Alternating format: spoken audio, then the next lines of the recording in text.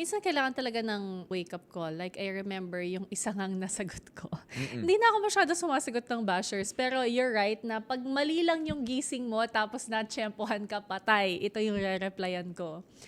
So, ito yung post na minura-mura yung PBB after the last season. And I just replied saying, hindi dahil hindi ka agree sa kung paano na kwento yung kwento ng idol mo, pwede mo na kaming murahin. So in that case, siya, dinelete niya. Tapos, sorry naman siya ng sorry na ang dami niyang mura. Yung post niya kasi 3 yung mura, not 1, not 2. 3 mura na malutong talaga yung mura.